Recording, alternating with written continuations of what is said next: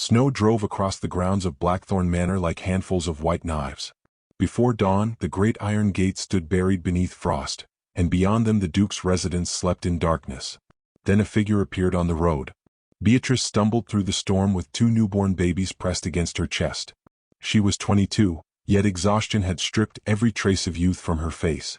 Her dark hair clung to her cheeks, her dress was torn, and one bare foot left a faint trail of blood upon the snow. Only the babies mattered.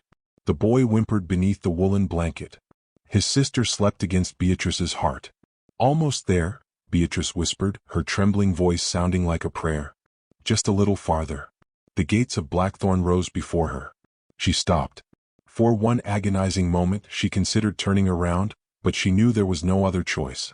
Beatrice pushed open the small gate used by servants and crossed into the shelter of the gatehouse. She lowered the basket she had carried beneath her cloak and carefully placed the twins inside. The boy opened his eyes. They were dark, unmistakably familiar. "Ernest." A sob escaped her. She bent over him and kissed his forehead, then kissed his sister's tiny fingers. "I am not leaving because I stopped loving you," she whispered. "I am leaving because I love you more than I can explain." Her hands shook as she placed an envelope beside them. Every additional minute brought danger closer. On the front she wrote, "To Duke Ernest." Inside there was one sentence, "Please don't let them grow up hating me." Beatrice stared at the words until tears blurred the ink. Then she forced herself to stand. She walked away without looking back. At the end of the road she finally turned, but the babies were already hidden from sight. "Forgive me," she whispered. Then her knees buckled. An elderly widow returning from the village found Beatrice collapsed in the snow and hurried to carry her toward the nearest cottage. At Blackthorn Manor, dawn broke. Duke Ernest rode through the gates at dawn. At 24 he already carried himself like a man twice his age. His father's sudden death had placed the dukedom upon his shoulders and hardened him into someone servants feared. His horse stopped abruptly. Ernest frowned. He heard crying. He dismounted and approached the gatehouse. 2 babies stared back at him. He could not move. Then he saw the envelope. His hands became cold. He recognized Beatrice's handwriting before he opened it. Beatrice had vanished months ago after their bitter separation. He had searched for answers and found none.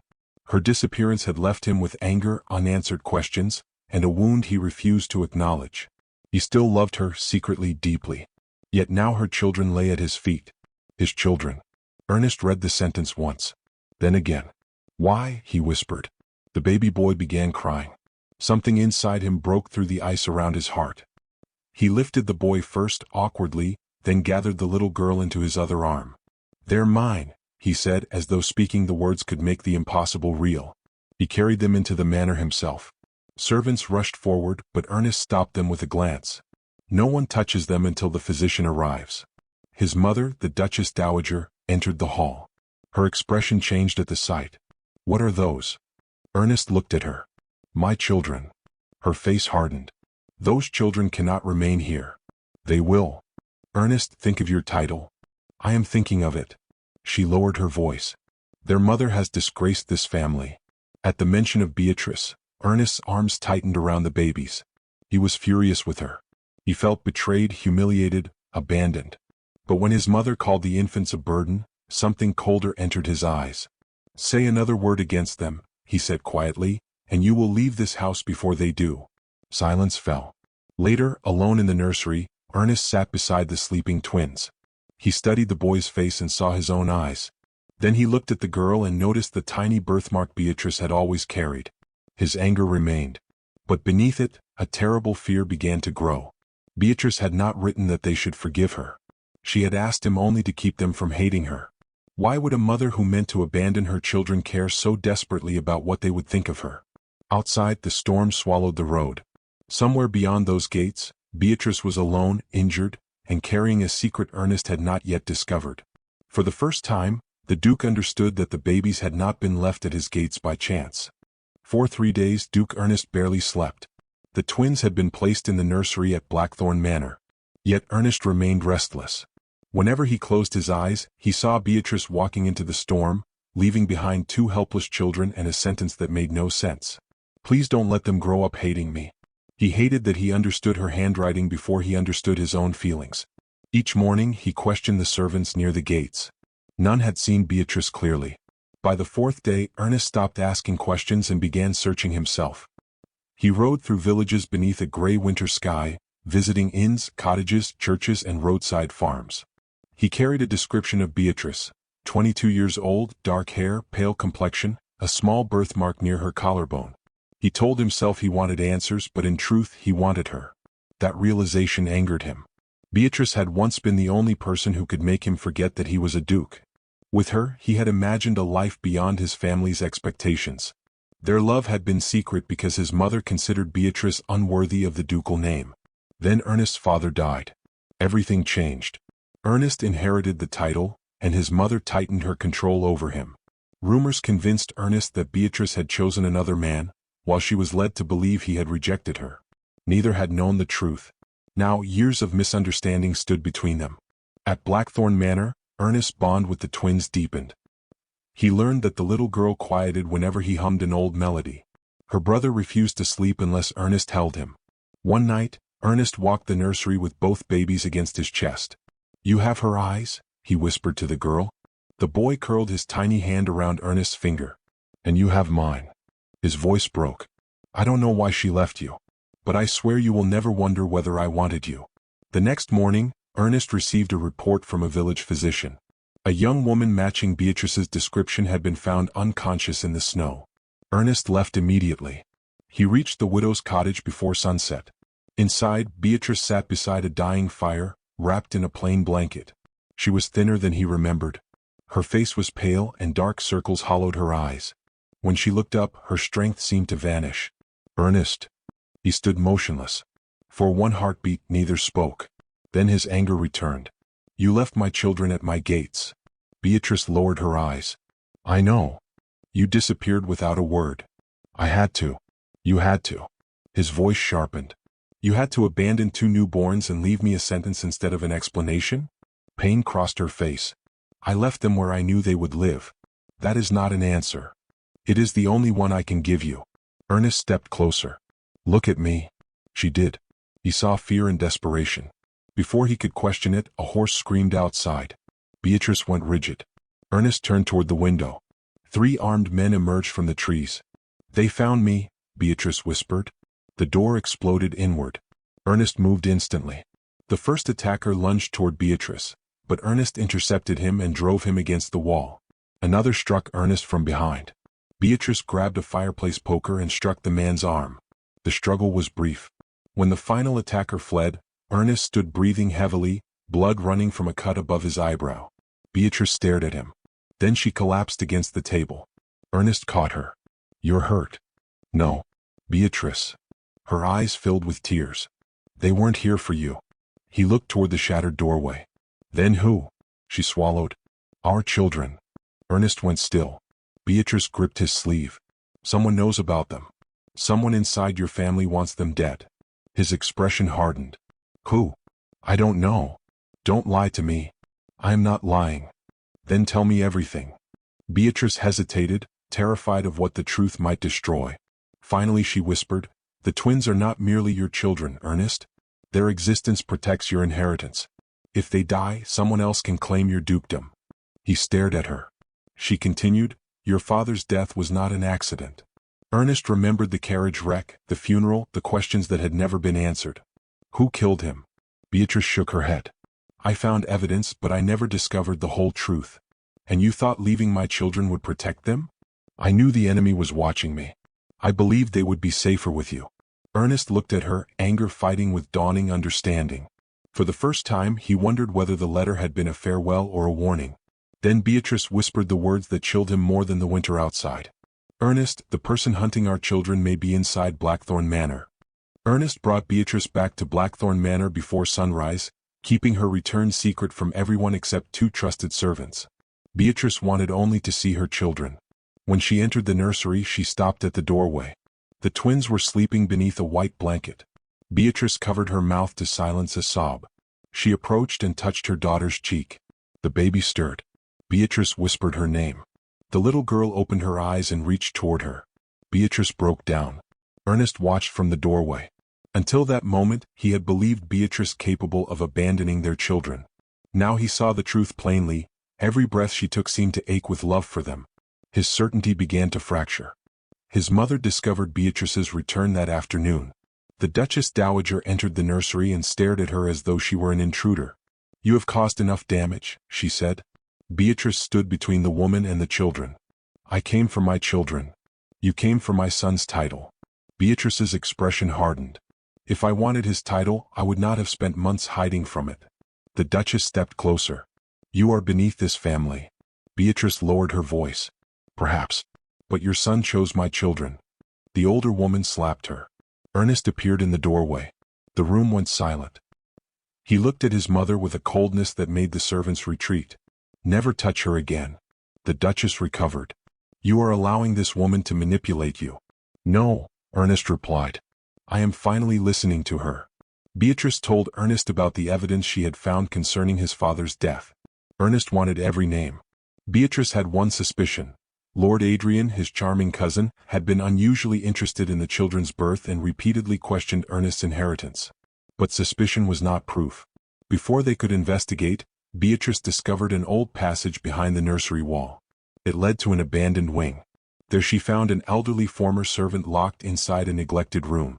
"I knew you would come," the woman whispered. She revealed that Ernest's father had discovered records proving Adrian had stolen from the estate. He planned to expose him before his carriage was sabotaged. The Duchess Dowager had known something was wrong, but fear had silenced her. Before Beatrice could reach Ernest, the Duchess Dowager's guards seized her. They dragged Beatrice into the abandoned wing and locked the door. Her mother-in-law entered alone. "Sign the declaration," she demanded. "State that the children are illegitimate and you may leave." Beatrice stared at the document. "And if I refuse? You will never see them again." Beatrice's hands trembled. She remembered leaving the twins in the snow. She remembered Ernest holding them. Then she pushed the paper away. "I would rather die than give you their future." The Duchess ordered the servants to leave her without food or water. Beatrice grew weak but refused to surrender. The old servants secretly shared what little water she had. "You must survive," she whispered. "The children need someone who knows the truth." Meanwhile, Ernest searched for Beatrice. His mother told him she had fled again. He almost believed her. Then he remembered Beatrice's words from years before. "If I ever disappear, look where nobody wants you to look." He searched the estate. At last he found the abandoned wing. He heard Beatrice coughing behind the locked door. "Beatrice." Silence. He smashed the lock. She tried to stand when she saw him, but her knees failed. Ernest caught her before she struck the floor. "The children," she whispered. "They are safe." She closed her eyes in relief. He carried her from the room. For once his anger was gone. "You should have trusted me," he said quietly. Beatrice looked at him through tears. "I was afraid you would choose your title over us." Ernest held her tighter. "I would burn the title before I let them touch you." Those words changed something between them. In the days that followed, Ernest remained beside her while she recovered. He cared for her without demanding forgiveness. Their old tenderness returned slowly. One evening they sat beside the twins' cradle. Their hands touched. Neither moved away.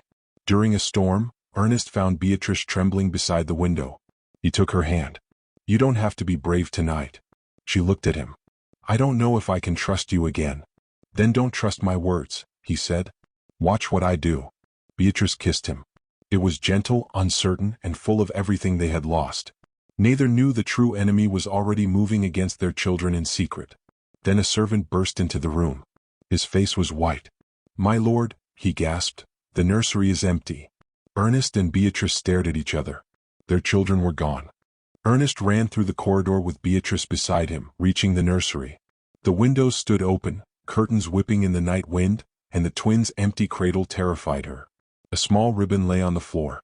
Beatrice recognized it immediately. They took them. Ernest picked it up, his face becoming. Guards searched the grounds, servants locked every gate, and horses were saddled. Yet there was no sign of the children. Then Beatrice noticed muddy footprints beneath the window.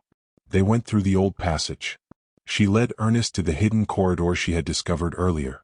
It opened beyond the eastern wall, where a narrow road disappeared toward the abandoned monastery. Ernest blamed himself. "I should never have let them out of my sight." Beatrice caught his arm. "No. We find them together." They rode through the night. At the monastery they discovered Lord Adrian waiting. The twins were inside, guarded by armed men. Adrian smiled when Ernest entered. You should have accepted that your family belongs to me. Ernest stepped forward, but Adrian drew a knife near the children. Beatrice moved beside Ernest. You killed his father. Adrian's smile disappeared. Yes, he admitted. Your beloved Duke was never meant to inherit. His father discovered my accounts and planned to expose me. The carriage accident solved that problem. Ernest stared at him, devastated. Then Adrian revealed the final betrayal. The Duchess Dowager had known. She feared losing the family name, Adrian said. So she allowed me to finish what I started. Ernest looked toward Beatrice. He understood that her silence had helped destroy his father and endanger his children. Adrian ordered his men to take the twins away. Beatrice stepped forward. No. One guard seized her. She fought, but another dragged Ernest back. Then the old servant who had helped Beatrice escape appeared behind the guards. She struck one man with an iron candlestick, allowing Beatrice to break free. Beatrice reached the twins first. She pulled them into her arms. Ernest fought toward them. Together they stood between the children and Adrian. Adrian raised his weapon. Beatrice moved in front of the twins. Ernest stopped him before he could strike. Adrian was disarmed and restrained. Ernest could have killed him. Instead, he handed him to the guards. You will answer for every life you destroyed. Adrian's confession was witnessed by the council, while Beatrice's evidence and the old servant's testimony confirmed his crimes. The Duchess Dowager was stripped of her authority and removed from Blackthorn Manor. When the danger ended, Beatrice expected Ernest to demand marriage. Instead, he surprised her. They stood together in the garden. You spent your whole life making sacrifices because other people decided what you owed them, Ernest said. I will not become another person who decides your future. Beatrice stared at him. You are free. She could leave, remain at Blackthorn without marrying him, or choose him freely. Beatrice understood that Ernest was not asking repayment. He was giving her something she had never possessed. A choice. She stepped closer. I choose you. Ernest closed his eyes briefly, overcome with relief. Their wedding was small, exactly as Beatrice wished. The twins carried the rings.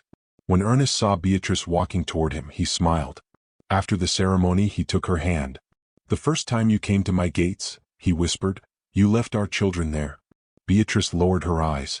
Ernest lifted her chin. The next time you come to my gates, come home. Years passed. Blackthorn Manor changed with them. The once feared estate became a place filled with laughter, music, and children's footsteps. The twins grew up surrounded by love. One evening they asked Beatrice, why did you leave us? Beatrice struggled to answer. Ernest knelt beside them. Your mother never abandoned you because she stopped loving you, he said. She left because she loved you enough to let you hate her if that was the price of keeping you alive. The twins hugged her. Then Beatrice smiled through tears. I have another secret. Ernest looked at her. She placed his hand against her stomach. We are going to have another baby. Ernest laughed. This time, he said, you are not leaving our baby at my gates. Never again. Years later, roses covered the same gates where she had once left her newborn children. Above them hung a new family crest, 2 small crowns beside a rose. The gates no longer represented separation. They represented home. Beatrice looked toward the manor. She had once walked away believing love required sacrifice. Now she understood something better. Love could also mean returning. And this time, when she crossed the gates, nobody watched her leave. They watched her come home. For once, she did not fear tomorrow. The future no longer felt like a threat behind a door. It felt like a promise they would build together.